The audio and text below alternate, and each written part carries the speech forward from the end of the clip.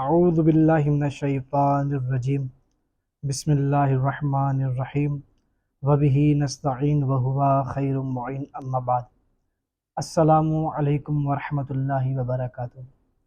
ہمارے دروس جو چل رہے تھے ان کی ایک ترتیب تھی اور ہم اسی ترتیب کو لے کر چل رہے تھے، لیکن بیچ میں ماہ رمضان المبارک آ گیا تو اس کی وجہ سے ہم نے اپنی ترتیب کو رکھ کر فقط روزے کے جو احکام تھے یا ماہ رمضان المبارک کے جو احکام تھے ان پر ہم نے بات کی تھی، لیکن چونکہ اب وہ ہم احکام مکمل کر چکے ہیں تو اپنی وہی ترتیب جہاں سے ہم نے بات کو چھوڑا تھا وہیں سے شروع کرتے ہیں۔ تو ہم وضو کو، تیمم کو اور غسل کو بیان کر چکے تھے، تو اب جو باری آتی ہے وہ ایک واجب اور انتہائی اہم واجب جسے ہم نماز سے یاد کرتے ہیں اس کی ہے۔ تو نماز میں دیکھیں دو اہم چیزیں ہیں۔ سب سے پہلے یہ دیکھا جائے گا کہ نماز کے ارکان کتنے ہیں، تو کل 11 رکن ہیں نماز کے، ان کو یاد کرنا پڑے گا۔ اس کے بعد ایک تقسیم آئے گی کہ کچھ کو ہم کہتے ہیں رکن اور کچھ کو کہتے ہیں ہم غیر رکن، یا واجب رکن کہہ لیں اور اس کو غیر واجب رکن۔ تو اس تقسیم کا کیا فائدہ ہے، کیوں ہم نے دو تقسیم بنائی ہے، وہ ہم آگے بیان کرتے ہیں۔ سب سے پہلے وہ جو 11 ارکان ہیں نماز کے یا 11 جز ہیں نماز کے، ان کو دیکھیں۔ سب سے پہلا نیت ہے، دوسرے نمبر پر تکبیرۃ الاحرام ہے، تیسرے نمبر پر قیام متصل بے رکوع۔ ہاں، قیام متصل بے رکوع کو فی الحال چھوڑ دیں، سیدھا ہم چلتے ہیں۔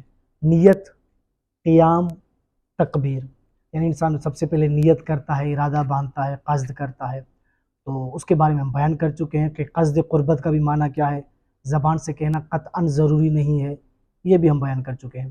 تو سب سے پہلے جو رکن آتا ہے یا جز آتا ہے نماز کا وہ ہے نیت، اس کے بعد تکبیر، لیکن انسان اللہ اکبر کہنے کے بعد ہی نماز میں داخل ہوتا ہے، تو وہ جو اول مرحلے میں تکبیر آتی ہے ہم اس کی بات کر رہے ہیں۔ اس کے بعد رکوع سے اٹھنے سے پہلے، رکوع کے بعد وہ جو تکبیریں ہیں ہم ان کی بات نہیں کر رہے، بلکہ نماز میں داخل ہونے سے پہلے جو ہم تکبیرۃ الاحرام لگاتے ہیں اور اس کے بعد نماز میں داخل ہو جاتے ہیں تو اس کو کہتے ہیں تکبیرۃ الاحرام، یعنی اول مرحلے والی تکبیر، تو وہ بھی نماز کا رکن ہے۔ دو ہو گئے۔ تیسرا قیام، یعنی آپ کا کھڑا ہونا، یہ اس کے لیے جو کھڑا ہو سکتا ہے، لیکن جو مجبور ہے بیٹھنا پر، یعنی وہ کھڑا نہیں ہو سکتا تو وہ بیٹھ کر نماز پڑھے گا، جو لیٹنے پر مجبور ہے تو وہ لیٹ کر پڑھے گا، وہ اپنے مقامات پر آئیں گے۔ تو چوتھے نمبر پر قراءت، یعنی آپ نے الحمد جو سورہ پڑھنا ہے، جو ذکر پڑھنے وہ کون سے پڑھنے ہیں، کتنی مقدار میں پڑھنے ہیں، اور اس کے پھر اپنی چیزیں آئیں گی۔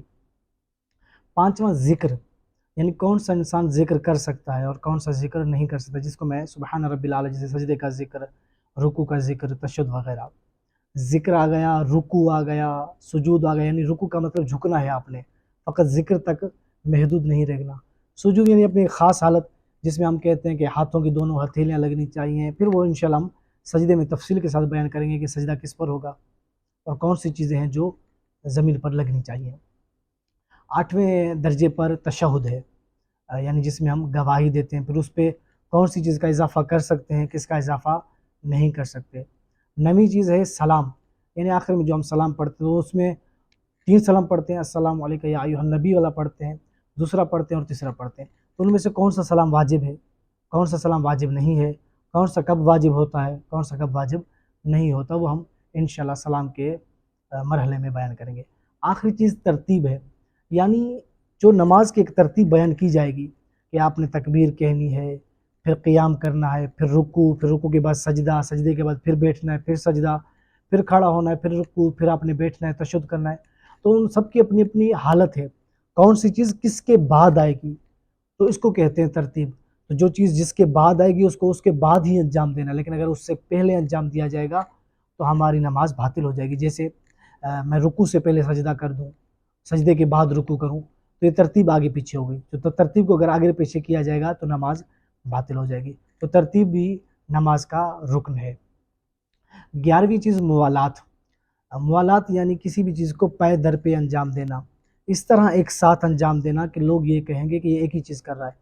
میں نے قیام کیا اور پھر میں کہیں اور چلا گیا، پھر میں 5 منٹ کے بعد آیا اور پھر میں نے آ کر رکوع کیا، پھر میں 2 منٹ کا وقفہ دے کر کوئی کام کروں یا ایسے بیٹھا رہوں 2 منٹ کا وقفہ دے کر، پھر میں آ کر سجدہ کروں، تو یہ موالات کی جو شرط تھی وہ باطل ہو گئی، یا ہم نے اس شرط کو وفا نہیں کیا۔ تو موالات کہاں ضروری نہیں ہے؟ جہاں پر ہم نے غسل کی بات بیان کی تھی کہ اگر آپ غسل جنابت کر رہے ہیں اور آپ نے سر سے لے کر گلے تک خود کو دھو لیا، پھر آپ ٹہلنے چلے گئے بازار، پھر اگر آپ واپس آ جائیں تو پھر آپ نے کیا کرنا ہے؟ آ کر آپ اگر اپنا جسم کا نیچے والا حصہ دھونا ہے تو آپ دھو سکتے ہیں۔ کیوں؟ کیونکہ اس میں موالات کی شرط نہیں تھی، آپ موالات کو توڑ سکتے ہیں۔ لیکن وضو میں آپ نے موالات کا خیال رکھنا ہے، یعنی اگر آپ نے چہرے کو دھو لیا ہے تو پھر اس کے فوراً بعد آپ نے دائیں حصے کو دھونا ہے اور پھر بائیں بازو کو دھونا ہے، پھر سر کا مسح اور پاؤں کا مسح کرنا ہے۔ وہاں پر آپ وقفہ نہیں دے سکتے، گیپ نہیں دے سکتے۔ اس کے بعد یہ تو نماز کے 11 اجزاء ہو گئے، لیکن ان 11 اجزاء میں سے کچھ جز کو ہم کہتے ہیں رکن اور کچھ کو ہم کہتے ہیں غیر رکن۔ یہ تقسیم کیوں کی ہے؟ کیونکہ دیکھیں، یا تو آپ کسی چیز کو بھول کر چھوڑ دیتے ہیں یعنی چھوٹ جاتی ہے، یا کسی کو آپ خواہ عمدن اور جان بوجھ کر چھوڑ دیتے ہیں۔ تو ان 11 میں سے جو بھی ہم نے جز بیان کیا ہے، کسی بھی چیز کو اگر آپ جان بوجھ کر چھوڑ دیں گے، انجام نہیں دیں گے، بجا نہیں لائیں گے، تو آپ کی نماز باطل ہو جائے گی۔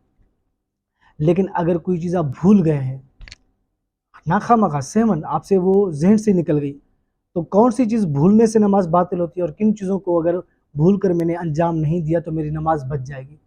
تو واجب رکن وہ ہوتے ہیں جن کو اگر آپ نے بھول کر بھی چھوڑ دیا یا آپ سے چھوٹ گئے تو پھر بھی آپ کی نماز باطل ہو جاتی ہے، یعنی آپ نے دوبارہ پھر اس نماز کو انجام دینا ہوتا ہے تاکہ پروردگار نے جو آپ کی گردن پر ایک ذمہ داری اور واجب کیا ہے اس کو پورا کیا جا سکے۔ اور وہ واجب رکن کون سے ہیں؟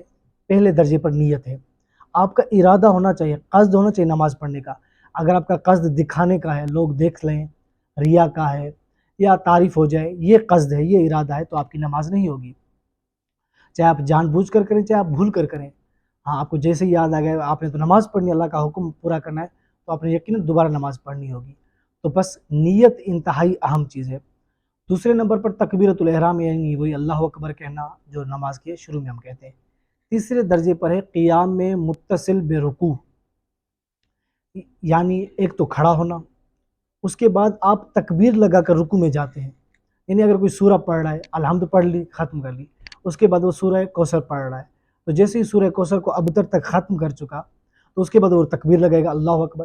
اب جیسی تکبیر لگے فوراً نہ چلا جائے، یعنی تکبیر اور اس کے جانے میں کوئی وقفہ ہی نہ ہو، ایسا نہ ہو ایک لمحے کے لیے، کچھ لحظہ، کچھ پل کے لیے وہ رک جائے، کھڑا ہو، تکبیر لگا لی، اب کھڑا ہو، پھر رکوع میں جائے، تاکہ اس کا کھڑا ہونا صدقہ ہے، حرکت میں نہ ہو، کچھ ایسا پل ہو جس میں وہ سکون میں ہو، اطمینان میں ہو، بغیر حرکت کے ہو۔ تو جیسے ہی سورہ ختم کیا، تکبیر جیسے ہی ختم کر دی تو کھڑا ہو، اس کے بعد رکوع میں جائے، تو رکوع میں جیسے ہی جائے تو اس کے بعد کھڑا ہو، پھر کھڑا ہو جائے تو کہے سمیع اللہ لمن حمیدہ، کھڑے ہونے کے بعد کہنا ہے، نہ کہ کھڑے ہوتے وقت، حالت اس میں جہاں آپ حرکت کر رہے ہیں تب آپ نے یہ جملے نہیں دہرانے، بلکہ کھڑے ہو جائیں تو آپ نے یہ جملہ کہنا ہے، پھر اس کے بعد آپ نے سجدے میں جانا ہے۔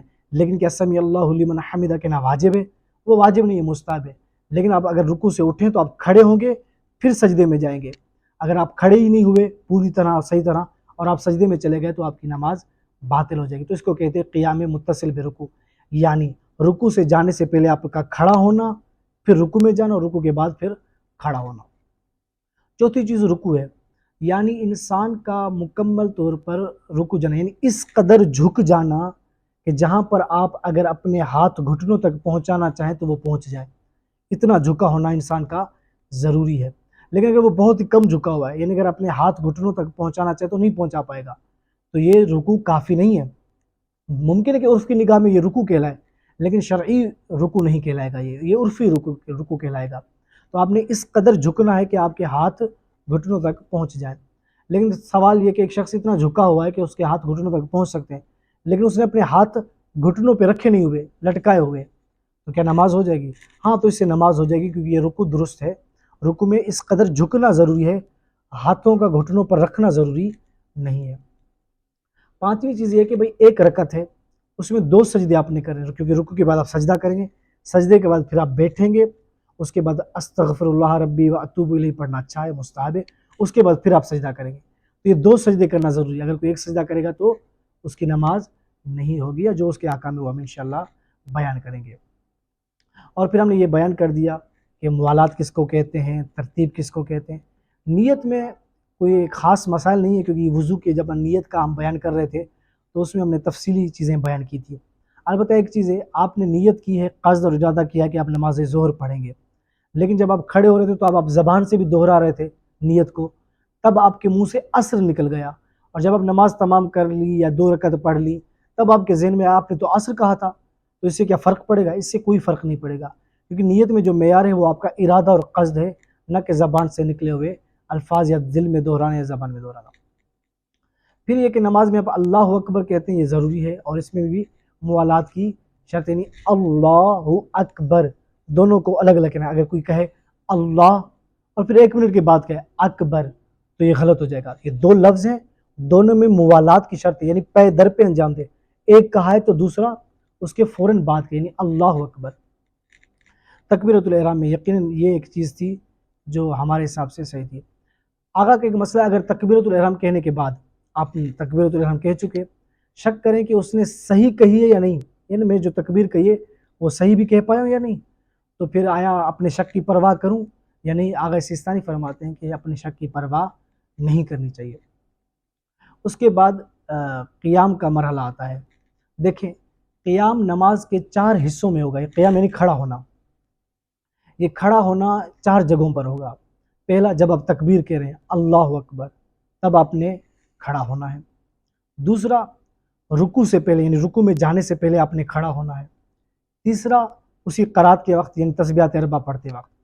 چوتھا، رکوع کے بعد، یعنی رکوع کر لیا اس کے بعد بھی آپ نے کھڑا ہونا ہے۔ یہ 4 چیزیں ہیں جو یعنی قیام کہلاتے ہیں۔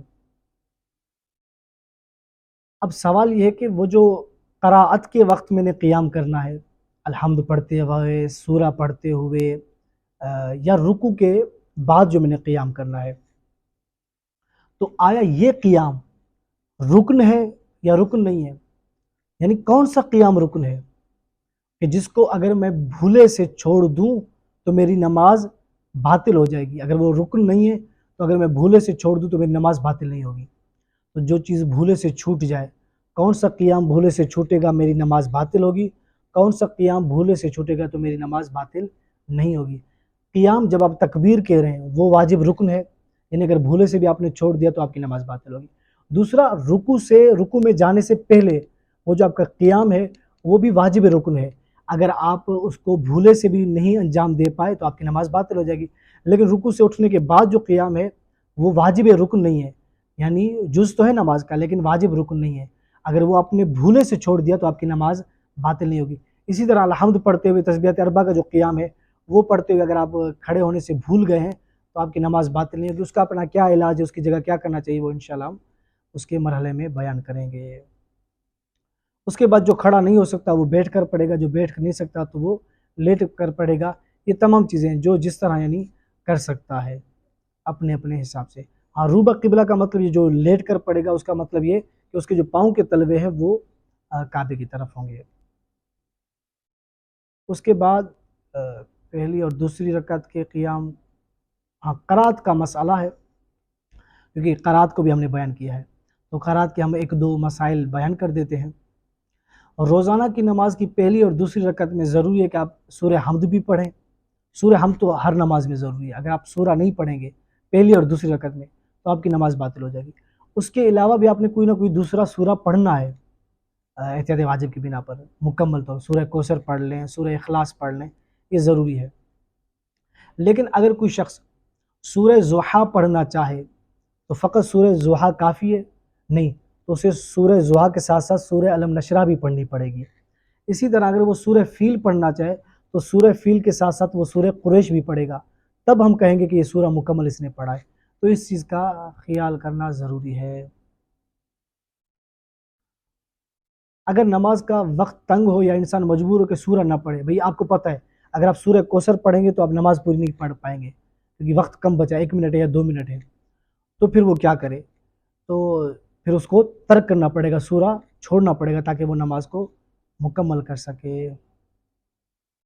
اگر واجب نماز میں یعنی فجر، ظہر، عصر، مغرب، عشاء، ان میں آپ حمد کو بھول رہے ہیں یا سورہ آپ نے بھول لیا ہے، آپ کو یاد ہی نہیں رہا کہ آپ نے سورہ کوثر نہیں پڑھا، اور رکوع میں پہنچنے کے بعد جب آپ سبحان ربی العظیم پڑھ رہے ہیں تب آپ کو یاد آیا کہ آپ نے تو سورہ نہیں پڑھا تھا یا الحمد کو بھول گئے تھے، تو اب آپ کی نماز صحیح ہے یا صحیح نہیں ہے؟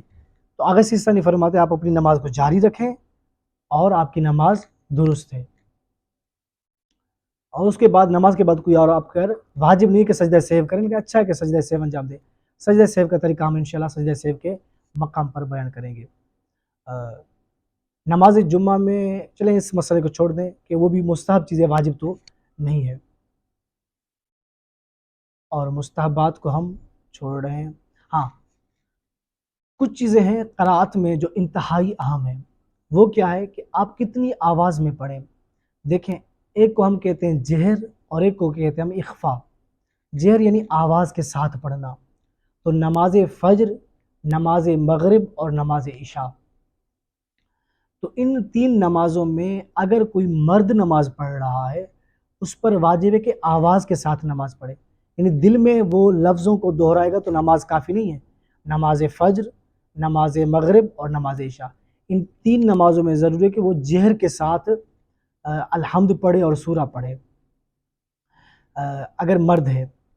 اگر مرد ہے اور نماز ظہر یا عصر پڑھ رہا ہے تب اس کو جہر کے ساتھ نہیں، اخفا کے ساتھ پڑھنا ہے۔ اخفا کا مطلب یہ کہ آپ اتنی ہلکی آواز میں پڑھیں، جس طرح آپ سرگوشی نہیں کرتے کسی کے کان میں، بہت ہی ہلکی آواز میں، جیسے بسم اللہ الرحمن الرحیم، بہت ہی ہلکی آواز میں، لیکن اس میں یہ شرط ہے کہ آپ کی آواز آپ کے کانوں تک آئے۔ ایسا نہیں ہے کہ آپ دل میں ہی پڑھ رہے ہیں، یعنی ہونٹ ہل رہے ہیں آپ کے، لیکن آواز آپ کے کانوں تک ہی نہیں آ رہی، نہیں، آپ خود اپنی آواز کو سنیں، لیکن وہ جہر کے ساتھ بھی نہ ہو، بھاری نہ ہو، بالکل ہلکی اور سرگوشی والی آواز ہو۔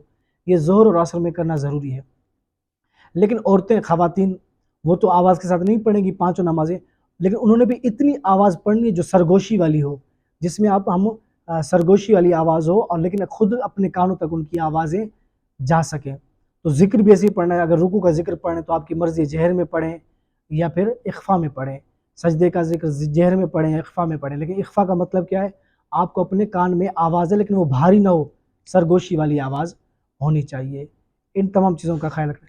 عورت آواز کے ساتھ نماز پڑھ سکتے ہیں، صبح، فجر اور مغرب اور عشاء والی، لیکن اس میں شرط یہ کہ نامحرم اس کی آواز نہ سن رہا ہو۔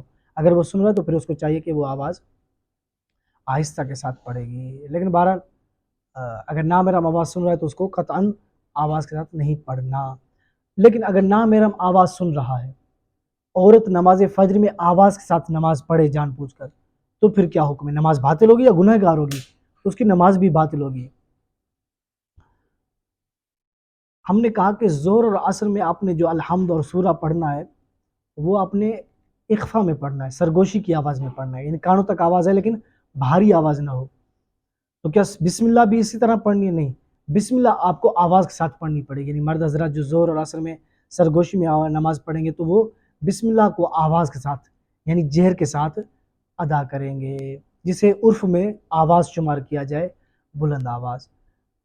اور کچھ چیزیں ایسی ہیں جنہیں دیکھا جائے، جیسے اگر کوئی شخص کسی کلمہ کے زبر، زیر اور پیش کو نہ جانتا ہو، یا یہ کہ یہ نہ جانتا ہو کہ کوئی کلمہ سین سے ہے یا صاد سے، تو اپنے وظیفوں کو اس طرح انجام دے کہ یعنی آپ اس طرح صحیح تلفظ کریں سورہ پڑھنے میں، الحمد پڑھنے میں، ذکر سجدہ پڑھنے میں، ذکر رکوع پڑھنے میں، کہ آپ کو اطمینان آ جائے کہ آپ نے صحیح تلفظ کر لیا ہے۔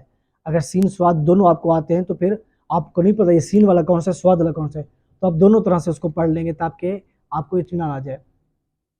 یا پھر آپ کا ایک راستہ بچتا ہے، اگر آپ الحمد میں کوئی مسئلہ کر رہے ہیں اور سورہ میں، تو پھر آپ جماعت کے ساتھ نماز پڑھیں، یا تو اس طرح انجام دیں کہ آپ کو اطمینان آ جائے، صحیح تلفظ کریں اگر صحیح تلفظ آپ کو آتا ہے، اگر آپ کو صحیح تلفظ نہیں آتا تو آپ جماعت کے ساتھ نماز پڑھیں۔ دوسرا یہ کہ جو ابھی ہم نے بیان کیا، دو یا دو سے زیادہ طریقے سے آپ کو پتہ ہے کہ یار یہ لفظ یا تو اس طرح پڑھا جائے گا، سین یا صاد، ان میں سے کسی طرح پڑھا جائے گا، یعنی شراط، سرات، تو آپ کو دو طریقے آتے ہیں، سرات اور شراط، کس طرح پڑھنا یہ آپ کو نہیں پتہ، تو کل ہیں دو طریقے یہ آپ کو پتہ ہے، تو آپ دونوں طریقوں سے پڑھیں گے۔ کسی چیز کے تین طریقے ہیں، اس کا صحیح طریقہ کیا آپ کو یہ نہیں پتہ، لیکن ہے تین طریقے، تو آپ تینوں طریقوں سے پڑھیں گے تاکہ آپ کو اطمینان آ جائے کہ آپ نے صحیح طریقے والا پڑھ لیا ہے، اور ان چیزوں کا خیال رکھنا بھی ضروری ہوگا۔ اس کے علاوہ انہی قراءت میں جو تیسری اور چوتھی رکعت ہے، تو پہلی اور دوسری رکعت کے احکام تھے نا، جو تیسری اور چوتھی رکعت ہے اس میں چاہیں تو آپ فقط الحمد پڑھیں، لیکن آپ نے ہمیشہ اخفا کے ساتھ پڑھنی ہے، چاہے نماز ظہر ہو، عصر ہو، مغرب ہو یا عشاء، مغرب کی تیسری رکعت اور عشاء کی تیسری اور چوتھی رکعت۔ اس میں آپ نے ہمیشہ خیال رکھنا ہے کہ آپ کی جو آواز ہے وہ ہمیشہ اخفا رہے گی، یعنی سرگوشی والی رہے گی، آپ کے کان سنیں گے لیکن وہ بھاری نہیں ہوگی، آواز اخفا والی ہوگی، سرگوشی والی ہوگی۔ تو آپ تیسری اور چوتھی رکعت میں چاہیں تو الحمد پڑھیں، یا اس کی جگہ چاہیں تو آپ تسبیحات اربع پڑھیں، یعنی سبحان اللہ والحمد للہ ولا الہ الا اللہ واللہ اکبر۔ ایک مرتبہ پڑھنا واجب ہے، 3 مرتبہ پڑھنا مستحب ہے۔ تو ان میں سے جو پڑھنا چاہے، الحمد پڑھنا چاہے آپ کی مرضی، یا پھر سورہ پڑھنا چاہیں آپ کی مرضی۔ آج تک کے لیے اتنا ہی رکھتے ہیں، انشاءاللہ اگلے مسائل ہم نے نماز کے احکام بیان کیے تھے، جس میں قبلہ رخ کے مسائل بھی بیان کیے تھے۔ تو اس میں ہم نے ایک مسئلہ بیان کیا تھا، ایک ایسا شخص ہے جو کھڑے ہو کر بھی نماز نہیں پڑھ سکتا، بیٹھ کر بھی نماز نہیں پڑھ سکتا، وہ لیٹ کر نماز پڑھ سکتا ہے۔ تو اس میں ہم نے 3 صورتیں بیان نہیں کی تھی، ہم نے فقط ایک صورت بیان کی تھی جو سب سے آخری سٹیج تھا، سب سے آخر میں جو صورت آتی ہے، یعنی آخری مرتبہ ہم نے بیان کیا تھا، 3 ترتیب وار مرتبے نہیں بیان کیے تھے۔ تو دیکھیں اگر کوئی ایسا مریض ہے جو کھڑے ہو کر نماز نہیں پڑھ سکتا، بیٹھ کر بھی نماز نہیں پڑھ سکتا، وہ لیٹ کر نماز پڑھ سکتا ہے، تو اسے کس طرح لیٹ کر نماز پڑھنی ہے، قبلے کی طرف، کعبے کی طرف کیا کرنا ہے؟ تو دیکھیں سب سے پہلے وہ دائیں کروٹ لیٹے اور اپنا سینہ اور سامنے والا جو حصہ ہے وہ کعبے کی طرف کرے، یہ پہلی صورت ہے۔ اگر وہ دائیں طرف لیٹ سکتا ہے، لیکن کوئی ایسا مریض ہے جو دائیں طرف نہیں لیٹ سکتا، تو پھر وہ بائیں طرف لیٹے، بائیں طرف کروٹ لے اور اپنے سامنے والا جو حصہ وہ کعبے کی طرف رکھے، یہ دوسری صورت ہے۔ اگر کوئی ایسا مریض ہے جو ایسا نہیں کر سکتا، تو اب تیسری صورت بچتی ہے، تو وہ کیا ہے کہ سیدھا لیٹے، یعنی اپنی پیٹھ زمین پر رکھے، سینہ آسمان کی طرف ہوگا، پاؤں کے جو تلوے ہیں وہ کعبے کی طرف ہوں گے، یہ تیسری صورت ہے، یہ آخری صورت ہے۔ تو اس طرح پھر اسے نماز پڑھنی ہوگی۔ دعا میں یاد رکھیے گا۔ خدا حافظ، وآخر دعوانا ان الحمد للہ رب العالمین۔